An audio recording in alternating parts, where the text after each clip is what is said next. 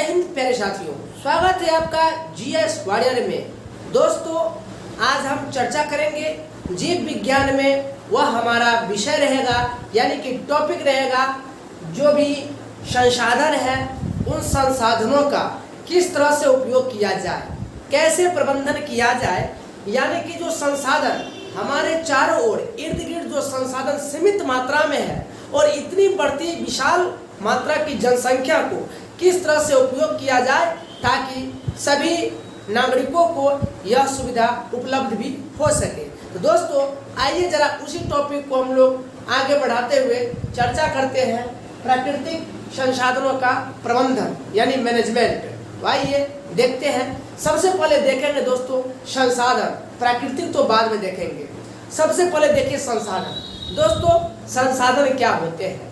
तो सबसे बड़ी बात यह है कि संसाधन जो है हम अपने मानव कहे या फिर जो भी कहिए अपने दैनिक जीवन में उपभोग के लिए जो वस्तुओं का उपयोग करते हैं वही संसाधन कहलाता है। दोस्तों, यदि कोई वस्तु है उसका अपने दैनिक उपभोग में, दैनिक जीवन में उपयोग नहीं करेंगे तो वह संसाधन कभी नहीं कहलाएगा। यही बातें एक भूगोलविद, विद्वान कहिए, व्यक्तित्व कहिए, जिनका नाम था जिम्मरमैन ने कहा था, संसाधन हुआ नहीं करते बल्कि संसाधन बना करते हैं। तो संसाधन कैसे बना करते हैं? संसाधन किसी भी वस्तुओं का हम अपने दैनिक जीवन में प्रयोग कर लिए यानी उपभोग कर लिए तो वह कहलाया संसाधन। जैसे देखिए कोयला है, कोयला के बारे में हम मानव को जब ज्ञान मिला कि यह आखिर कोयला है और उसका प्रयोग करना शुरू कर दिए तो वह कहला गया संसाधन। जैसे डीजल, पेट्रोल, जो भी कहिए, जैसे मृदा, मिट्टी, यह भी एक प्रकार का संसाधन है।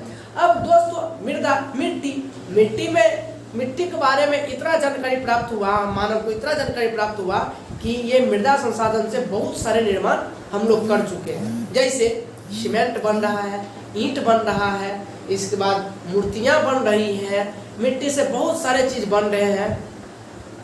तो यह सब आधारित है कब? इसको हम अपने भिन्न भिन्न तरीकों से जीवन में प्रयोग कर रहे हैं, तब जाकर के वह एक बहुत बड़ा संसाधन बन गया। जैसे लोहा एक संसाधन है। इसके बाद क्या? एल्युमिनियम, शीशा, एस्बेस्टस, यह सभी जितना भी पदार्थ है सभी संसाधन है। हम खुद मानव भी संसाधन है, समझ गए? अब दोस्तों, यही बातें होगी कि संसाधन को सबसे पहले डिवाइड करेंगे। तो इसका बेसिक रहेगा, संसाधन यदि डिवाइड करेंगे तो संसाधन को दो भाग में डिवाइड कर सकते हैं मुख्य रूप से। एक करेंगे प्राकृतिक और एक करेंगे मानव निर्मित। दोस्तों, वैसे तो हम संसाधन से एक अलग टॉपिक लेकर के आएंगे आप लोगों के लिए। भूगोल पढ़ेंगे तो उसमें हम बताएंगे संसाधन के बारे में, तो उसमें बहुत बारीकी से हम लोग पढ़ेंगे संसाधन को कितने आधार पर बांट सकते हैं। यहाँ तो हम लोग शॉर्ट नोट्स पर चर्चा कर रहे हैं, ठीक है।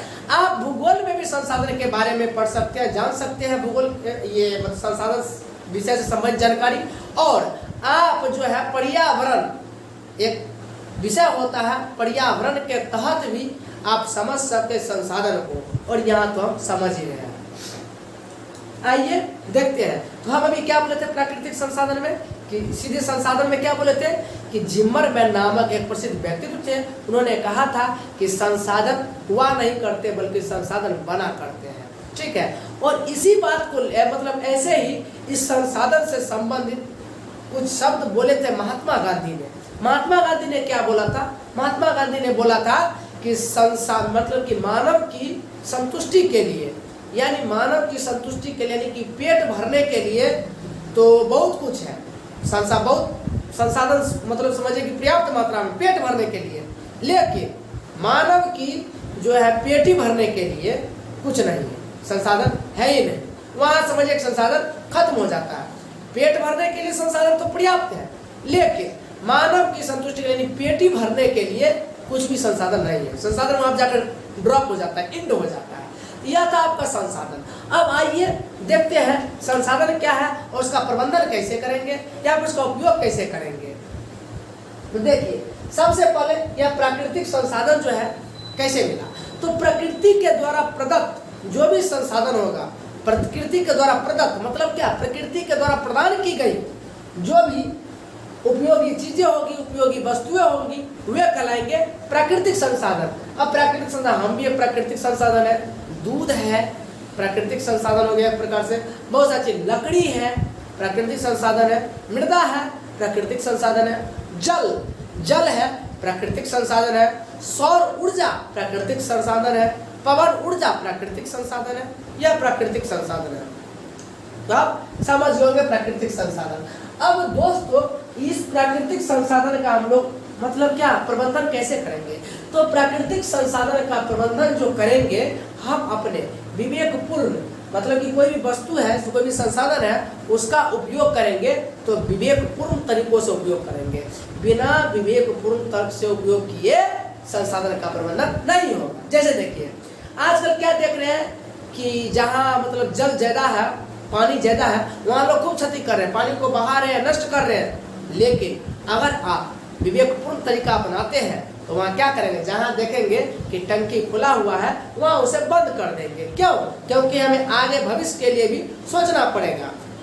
एक समय ऐसा आता है कि पानी का किल्लत पड़ जाता है, हाहाकार मच जाता है, यानी अधिक जब गर्म होती है तो ट्यूबवेल उसका लेयर नीचे चला जाता है, जल स्तर में कमी हो जाता है। दोस्तों इसी जल स्तर को मतलब क्या पर्याप्त काफी अच्छा बनाए रखने के लिए हमें उस जल का भंडारण करना बहुत ही जरूरी है। दोस्तों पहले के जमाने में जल भंडारण के लिए जगह जगह कुएं खोदे जाते थे और क्या मतलब तालाबों का निर्माण किया जाता था। लेकिन अब क्या देख रहे हैं, अब मतलब इतना मॉडर्न हो गया है, मतलब इतना गांव नगर शहर सभी इतना मॉडर्नाइजेशन हो गया, आधुनिकीकरण हो गया है कि कुआं का तो पता ही, जो भी कुआं है समझिए कुआं उसका मरणासन स्थिति हो गया है, कुआं को ढक दिया गया है, कुआं को बंद कर दिया गया है। और इसी सब को मद्देनजर देखते हुए जो है सरकार इस पर योजना भी लाती है, क्या कि मतलब कुओं का जीर्णोद्धार किया जाए, उसमें इस फंड से इतना रुपया दे, तालाबों का जीर्णोद्धार किया जाए। तो यह सब बातें हैं। तो इस तरह से जल संसाधन हुआ करता। पहले तो समझे कि गड्ढों में भी वर्षा का पानी भरा हुआ था, लेकिन अब इतनी जनसंख्या का मतलब वृद्धि हो रहा है कि लोग घर भी मुश्किल से बना पाते हैं, समझे। तो यह बातें हैं। तो यहाँ आप देख लिए कि अगर प्रबंधन करना चाहेंगे किसी भी संसाधन का तो सबसे पहले उसका उपयोग किस तरह से करेंगे, विवेकपूर्ण तरीकों से करेंगे। अब दोस्तों यदि आप नहीं समझ रहे कि विवेकपूर्ण तरीका क्या है, जैसे समझिए हीरा तो बहुत बेशकीमती चीज है दोस्तों, यह भी एक प्रकार संसाधन है। तो क्या आप बता सकते हैं कि हीरा संसाधन, हीरा भी है, हीरा भी पाया जाता है, खनन के द्वारा निकाला जाता है, तो क्या सभी मानव इस हीरा का उपयोग कर सकते हैं? नहीं कर सकते हैं। हीरा का उपयोग वही कर सकते हैं जो धनी मनी व्यक्ति है।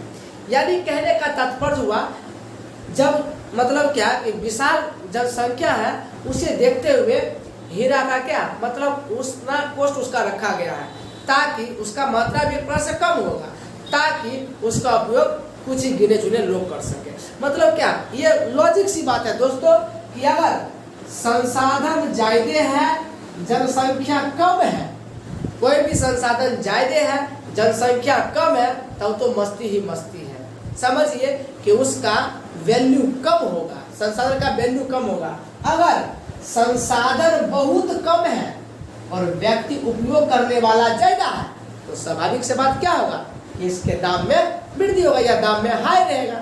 जैसे थोड़ा देर के लिए मान लीजिए, क्या मानिएगा, देखिए यहाँ मान लेते हैं कि 2 रुपये वाला कलम है, तो 2 रुपये वाला कलम है और व्यक्ति जो है नहीं 2 रुपये वाला कलम नहीं, यहाँ समझिए क्या कि 10 कलम है, 10 कलम है और लेने वाला का संख्या कितना है, 3 है। 3 आदमी मतलब यहाँ जनसंख्या निवास का 10 कलम है। और कहीं कहीं क्या देखते हैं कि मात्र 5 कलम है, थोड़ा देर मान लीजिए 5 कलम है और लेने वाला 100 आदमी है, तो क्या हो इस स्थिति में, यहाँ कम आदमी है तो दाम कम करके भी यहाँ दे देंगे, ठीक है। और यहाँ मतलब संसाधन कम है, लेने वाला ज्यादा है, स्वाभाविक सी बात है कि यहाँ दाम में हम इंक्रीज करेंगे बढ़ाएंगे तो भी फर्क नहीं पड़ेगा। तो समझ गए होंगे, यदि संसाधन कम है और लेने वाला ज्यादा है तो स्वाभाविक से बात है कि उसका वैल्यू, उसका मान बढ़ा हुआ होगा। और जहाँ संसाधन अधिक है, उपयोग करने वाला व्यक्ति कम है, तो वहाँ स्वाभाविक से बात है कि उस संसाधन का वैल्यू कम होगा। खैर चलिए हम लोग आते हैं अपने टॉपिक पे। तो यहाँ आप देख लिया। अब सबसे पहले यह देखेंगे दोस्तों, यह संसाधन जो है, इस संसाधन का प्रबंधन कितने तरीका से कर सकते हैं। इसका सिंपल सा सरल सा लॉजिक है। वह लॉजिक क्या है? 3R का लॉजिक है। अब दोस्तों यह 3R क्या है? तो 3R का मतलब क्या? यह प्रबंधन करने का तरीका है। कैसे करेंगे? तो ये R मतलब रिड्यूस, मतलब किसी भी जिस संसाधन का कम उपयोग करेंगे हमारे लिए बेहतर रहेगा, कम उपयोग करके और आगे दिनों के लिए भी सोचेंगे। यह हो गया रिड्यूस। और एक हो गया रिसाइकिल, मतलब पुनः चक्रण करके, मतलब फिर से उसको प्रयोग करके आप संसाधन को बचा सकते हैं, प्रबंधन कर सकते हैं। और एक R मतलब हो गया रीयूज, पुनः उपयोग करके। जैसे देखिए क्या होता है पुनः उपयोग करके, मतलब क्या? एक ही सामान को बार बार उपयोग कर लेंगे, इस तरीके से ये भी हो गया। जैसे आप समझ लीजिए, क्या समझिएगा? यह समझिए कि एक बोतल में पानी भरा हुआ है, बोतल में पानी भरा हुआ, ठीक है, बहुत अच्छा पानी है, स्वच्छ पानी है, शुद्ध वाटर है। उस बोतल को पानी भरा हुआ है, जैसे आज हम बोतल में पानी भर देते, क्या होता है, कई लोग क्या करते हैं कि उस पानी को पी लेते हैं और बाद में जाकर थोड़ा समय जब बीत जाता है, मतलब क्या 2 घंटा 3 घंटा 4 घंटा बीत जाता, 5 घंटा बीत जाता, उस पानी को फेंक देते हैं और फिर से पानी भर लेते हैं पीने के लिए। अरे पानी का वैल्यू बहुत है। अब ऐसा प्रक्रिया करने, स्वाभाविक बात है सब लोग ऐसा करने लगेंगे तो स्वाभाविक बात है कि पानी नहीं के बराबर मिलेगा। क्या है, आज का समय ऐसा चल गया है, ऐसा आधुनिकीकरण हो गया है कि आज हमें बंद बोतलों में पानी भी पीना पड़ रहा है। क्या आज से 20 साल पहले आप बंद बोतल में पानी देखते थे? ठीक 20 साल पहले बात कीजिए, नहीं करते थे ना। तो आज नौबत आ गई है कि बंद बोतल में पानी पीने का। एक समय आएगा दोस्तों, एक नौबत आएगा कि बंद बोतल में ऑक्सीजन लेकर आप घूमेंगे फिरेंगे, ऑक्सीजन खरीदेंगे आप, ऐसा स्थिति आ जाएगा। सोचिए संसाधन का क्या हाल हो रहा है। तो क्या होगा? बंद बोतल ले लीजिए, उसमें हवा भरा, ऑक्सीजन भरा हुआ रहेगा, आप लगा लीजिए नाक में नोजल की तरह, ऑक्सीजन लेते रहिए। जैसे अभी आप लोग भी यदि न्यूज देखते होंगे तो क्या देखे होंगे कि वातावरण को स्वच्छ रखने के लिए दिल्ली जैसे महानगरों में स्मॉग टावर का निर्माण किया गया है। दोस्तों ये जो स्मॉग टावर है निर्माण किया है कि वातावरण को उसमें मतलब क्या ऑक्सीजन को प्यूरिफायर करके स्वच्छ वातावरण को बनाए रखेगा, जिसके लिए स्मॉग टावर का वहां पर स्टैब्लिश किया गया है। तो एक समय ऐसा, स्वाभाविक बात है कि एक समय ऐसा आएगा कि बंद बोतल में भी ऑक्सीजन मिलेगा, जैसे आज बंद बोतल में पानी मिल रहा है। समझिए, तो यही आप यहाँ देखें दोस्तों, यदि आप थोड़ा सा विवेकपूर्ण तरीका अपनाएंगे तो पानी कोई खराब नहीं होता, जल कोई खराब नहीं होता। सोचिए, थोड़ा देर सोचिए, आप जितना मतलब दिमाग वाले आप हैं उतना दिमाग वाले जानवर भी नहीं है। जितना दिमाग वाले आप हैं उतना दिमाग वाले तो जानवर भी नहीं है। इसलिए जानवर जानवर ही रह गया और मानव चांद तक पहुंच गया है। समझ गए? देखिए क्या होता है, जानवर को आज पानी जैसे रखा हुआ है कहीं, तो जो पानी रखा हुआ वो जानवर पी लेगा और कल भी वो जल क्या कर सकता है? पी सकता है। वो पानी कल भी पी सकता है। हाँ, तो क्या हमारे लिए नहीं सकता? हमारे लिए क्या वो पानी खराब हो गया? जी नहीं। लोग कहते हैं कि ठंडा पानी नहीं है, गर्म पानी है, कैसे? अरे भाई पीजिए, आप पानी को बचाइए, क्योंकि पानी बिन सब सून, पूरे दुनिया सून हो जाएगा दोस्तों। आज हाल यदि देखना चाहते हैं तो खाड़ी देशों की स्थिति देखिए दोस्तों, क्या स्थिति है। आपको लगता होगा कि वहाँ मतलब जैसे पेट्रोलियम पदार्थ ज्यादा निकलते हैं तब पानी नहीं है, ऐसी बात नहीं है, वहाँ भी पानी है, लेकिन दोस्तों वो विवेकपूर्ण तरीका से उसका उपयोग करता है। यह बातें हैं। और अपने यहाँ अभी पानी पर्याप्त मात्रा में तो खूब मतलब इसका नष्ट कर रहे हैं, जल को खूब नष्ट कर रहे हैं। एकदम ताज़ा पानी पिएंगे, पूरे ताज़ा का ताज़ा पिएंगे। दोस्तों इस पर विचार कीजिए, सोचिए।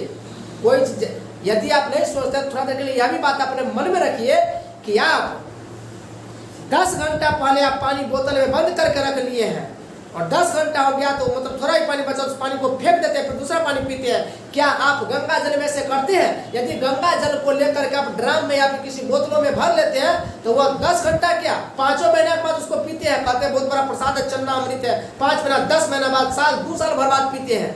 क्या खराब होता है? कोई पानी खराब नहीं होता है। ठीक है, ये अपने मन का भ्रम है दोस्तों। इसलिए संसाधन के बारे में सोचिए, संसाधन को बचाए हुए रहिए, ताकि आगे आने वाले भविष्य में यही संसाधन काम देगा, नहीं तो कुछ काम नहीं देगा। आइए चलते हैं टॉपिक पे। तो क्या देखें, संसाधनों का प्रबंधन करेंगे 3R के माध्यम से। मन में रखना ध्यान 3R। एक R मतलब क्या हुआ, रिड्यूस मतलब कम उपयोग करके, और एक R का मतलब क्या है, रिसाइकिल पुनः चक्रण करके, और एक का क्या हो गया R का मतलब रीयूज। अब देखिए रिड्यूस कम उपयोग करके क्या होगा, जैसे बिजली है तो क्या देखते हैं कि दिन में भी निकलते हैं तो स्विच ऑन ही किए हुए रहते हैं, यदि घर बंद करके भी निकलते हैं घर से तो स्विच को ऑन किए हुए रहते हैं, अपना पूरे सब चीज़ चल रहा है। इस सब पर ध्यान दीजिए, ठीक है ना। जितना कम बचत कीजिएगा उतना, जितना कम उपयोग कीजिएगा उतना आगे आपके लिए फायदे ही फायदे हैं। तो इसमें क्या होगा, तभी बोले कि बिजली का बचत करेंगे, और क्या पानी का बचत करेंगे। हमने पहले ही आपको बताया था पानी, अब ट्यूबवेल चला रहे हैं छोड़ दिए, पानी का पानी स्वाहा कर रहे हैं। जैसे सड़क के किनारे आप टंकी देखिएगा दोस्तों, कोई नलका उलका है उसको चलाए हुए छोड़ देता, पानी का पानी निकल रहा, पूरे पानी बह रहा, कोई ध्यान देने वाला नहीं है। कोई स्टेशन पर कोई टंकी है वहाँ छोड़ देता है, वहाँ ध्यान देने वाला नहीं है, इसलिए इसका वैल्यू रखिए। इसके बाद भोजन की बर्बादी नहीं करना है, भोजन को रोक कर रखना है। दोस्तों भोजन की कीमत आप क्या जानिएगा, भोजन की कीमत तो वो जानते हैं जो जिसका पेट खाली पेट रहता है और वह किसी व्यक्ति के सामने आगे हाथ पसारता खाने के लिए, उससे पूछिए कि भोजन का कीमत क्या होता है, ठीक है। इसलिए भोजन की बर्बादी ना करें।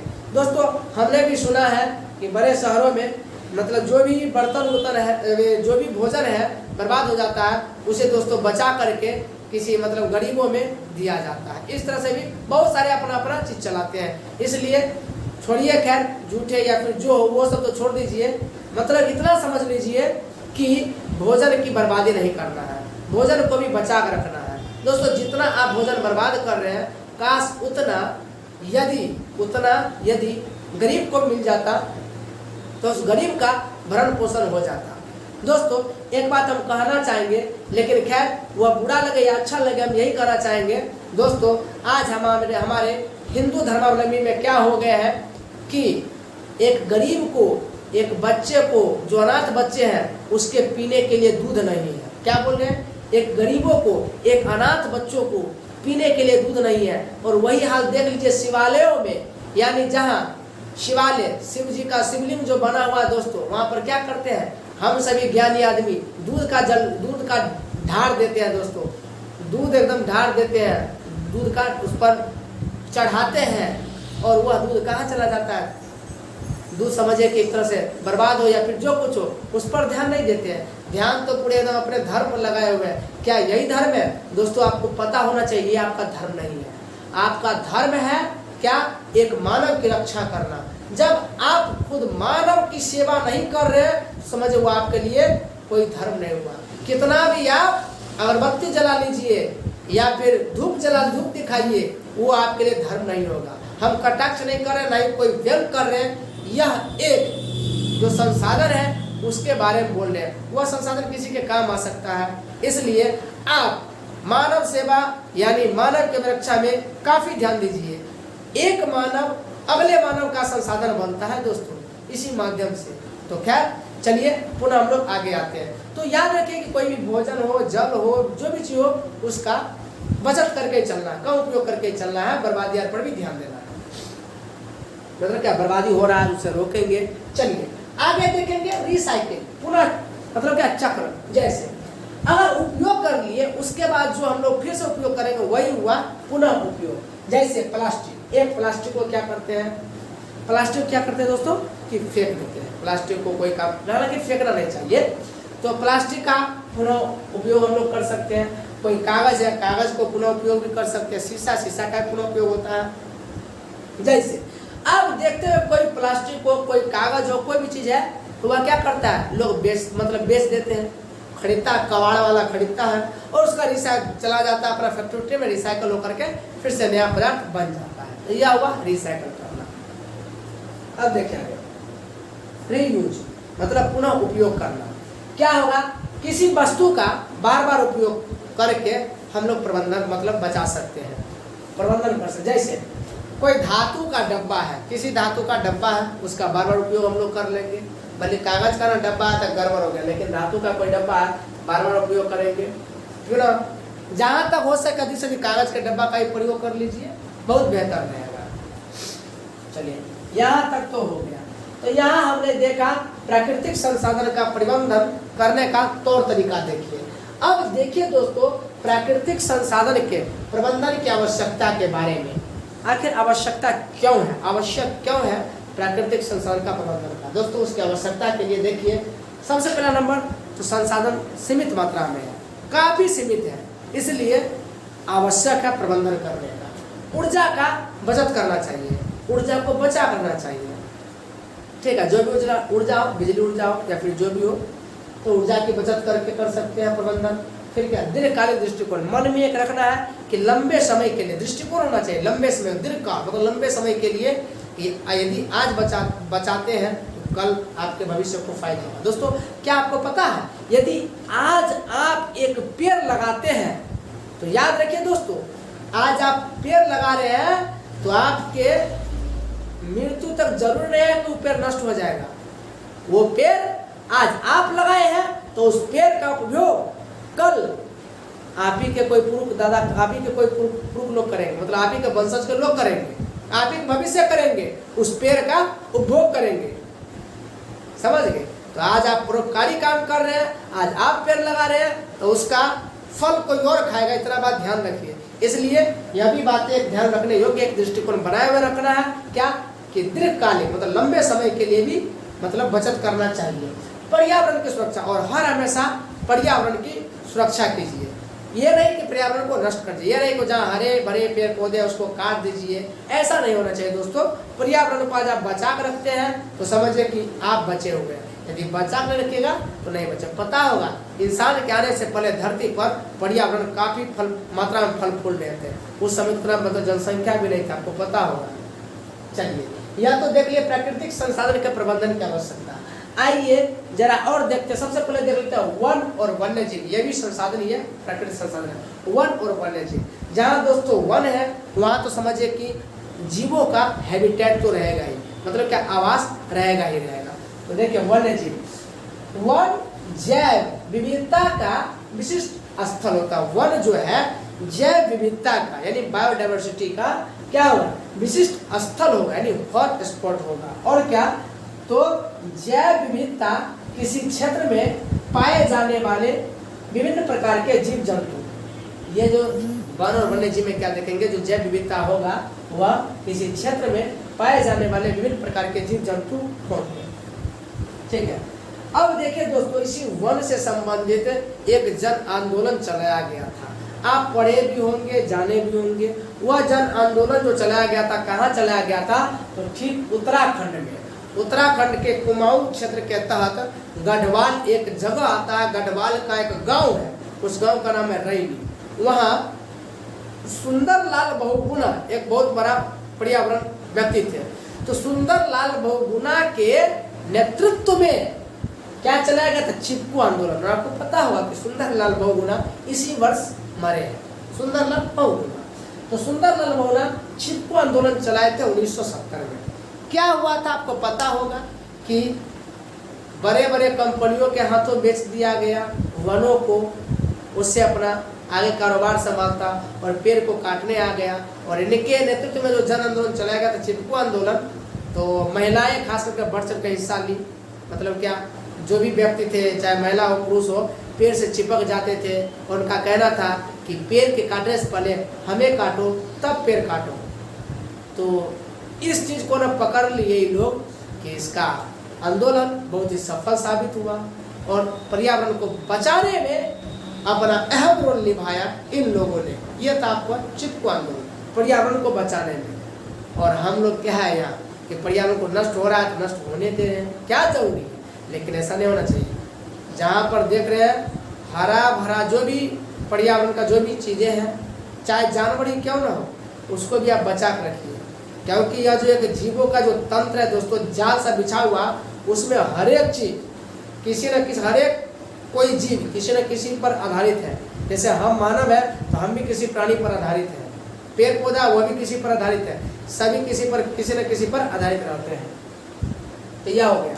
अब इसी में देख लीजिए कोयला और पेट्रोलियम, तो आप जानते होंगे भली बात है कोयला और पेट्रोलियम सीमित मात्रा में, बहुत कम मात्रा में और उपभोग करने वाले ज्यादा हैं, इसलिए इसका वैल्यू क्या हो रहा है, बढ़ रहा है, इंक्रीज कर रहा है। तब कोयला और पेट्रोलियम सबसे पहले ये कोयला हो या फिर पेट्रोलियम जीवाश्म ईंधन है एक प्रकार का, और क्या सीमित मात्रा में है, और क्या और इसके दहन से, कोयला के जलने से और पेट्रोलियम के जलने से तो सबसे पहले नंबर मतलब प्रदूषण तो होगा ही होगा, चाहे जो भी प्रदूषण, वायु प्रदूषण हो सकता है या प्रदूषण तो होगा ही होगा, इतना बात ध्यान रखें। यह हो गया। अब देखिए दोस्तों जल संग्रह सबसे बहुत इम्पोर्टेंट है, जल संग्रह। जल से पहले तो मतलब घर के आसपास भी गड्ढा उड्ढा करके मतलब जल का संग्रह करते, इकट्ठा करते, फिर वही जलवाष्प प्रक्रिया हो करके फिर बादल से मतलब संग्रहण की प्रक्रिया होगी, ऊपर बादल जाकर बन करके फिर से अपना मेड़ गरजेगा तो फिर बारिश होगा, इस तरह से चलते थे। अब तो वो बात है ही नहीं, क्योंकि हम लोग आधुनिकता को अपना लिए हैं। देखिए जल संग्रह फिर भी करना चाहिए, जल संग्रह। देखिए जल संग्रह के लिए विधि क्या होगा कि बड़े बड़े बांध का निर्माण करना चाहिए, और दोस्तों वहाँ बड़े बड़े बांध का निर्माण करके अपना वहाँ जल संग्रह होता है। और एक बात पता होगा, जल संग्रह सिर्फ इस दृष्टि से नहीं है, जल संग्रह से आप बहुत सारा फायदा कर सकते हैं। उसमें मछली पालन भी कर सकते हैं, मतलब क्या सिंचाई भी कर सकते हैं, उससे बिजली भी बना सकते हैं। बहुउद्देश्य समझिए कि बहुत उद्देश्य, इसका अनेकों उद्देश्य है।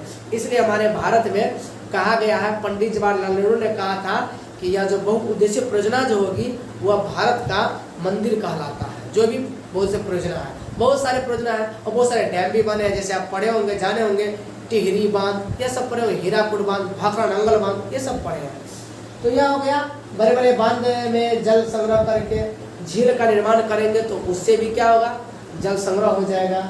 छत पर भी जल संग्रह हम लोग कर सकते हैं, साधारण जल संग्रह व्यवस्था बनाकर कर सकते हैं, और पारंपरिक जो आयन है, आहार है, पाइन है, ये सबसे भी जल संग्रह कर सकते हैं।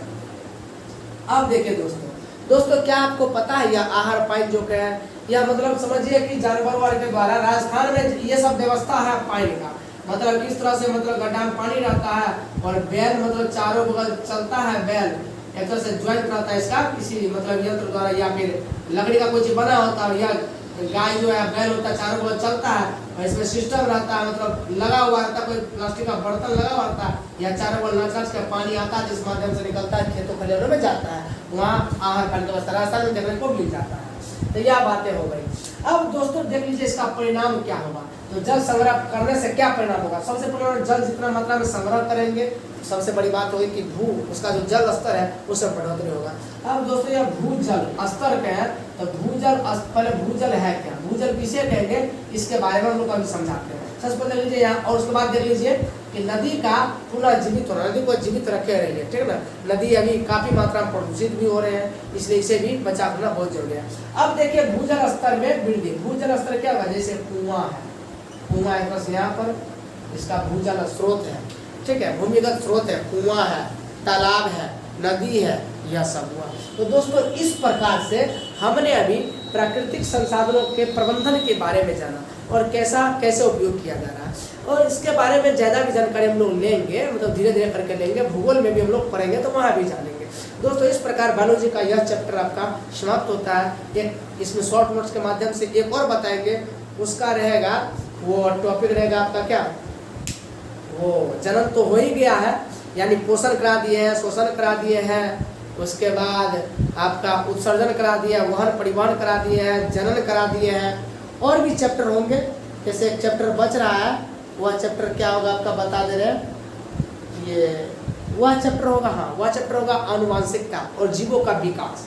आनुवांशिकता जिसमें ग्रेगर जॉन मेंडल के बारे में पढ़ेंगे, या पढ़ेंगे। उसके बाद हम लोग बहुत जल्दी आपके साथ पुनः हम लोग रूबरू होंगे एक नए सब्जेक्ट के साथ, यानी केमिस्ट्री के साथ, जिसका शॉर्ट नोट्स इसी तरह शॉर्ट नोट्स के माध्यम से हम समझाने का प्रयास करेंगे। और जैसे केमिस्ट्री खत्म होता है तो फिजिक्स पे शॉर्ट नोट्स आ जाएंगे, और जब साइंस का यह तीनों कवर हो जाता है तो उसके बाद हम लोग साइंस में डिटेल से जानकारी लेना शुरू करेंगे और पूरे एकदम डीप में जाते हुए समझेंगे।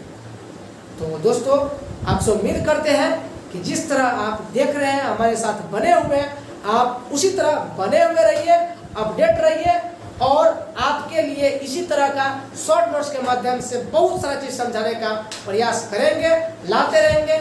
और हम संभावना करते हैं, उम्मीद जगाते हैं कि आपको इस तरह का वीडियो देख करके बहुत अच्छा लगता होगा, कुछ नया चीज़ सीखने का मौका मिलता होगा, नए तरीकों से सीखने का मौका मिलता होगा। दोस्तों पुनः आपसे हम मिलते हैं नेक्स्ट टॉपिक में, आनुवंशिकता और जैव विकास में। तब तक के लिए जय हिंद।